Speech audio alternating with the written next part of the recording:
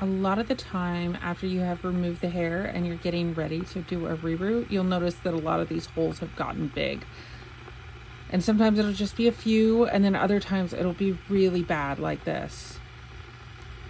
And you honestly, you don't want to work on heads when they're like this. So what do? Okay, I'm going to show you a super easy tip. Someone showed it to me a little over a year ago, and I'm so glad they did, because I was only using liquid fusion at that point. And it's not like liquid fusion isn't a great option. You just should definitely try this first before you do liquid fusion. Liquid fusion is a great second option.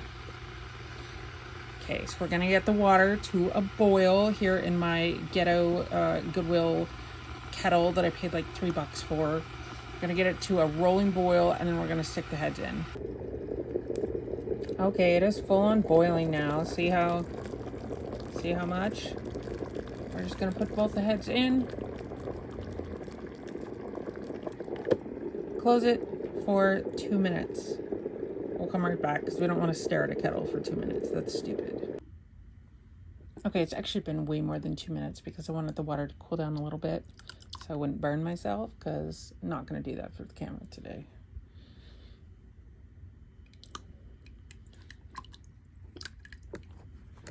Let's just get these dry these off a little bit. Look at the difference. So that's what the holes have become.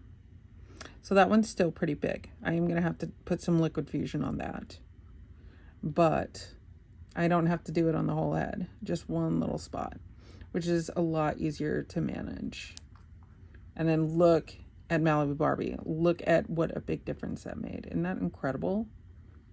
Just 2 minutes. Hot water. Nothing else needed.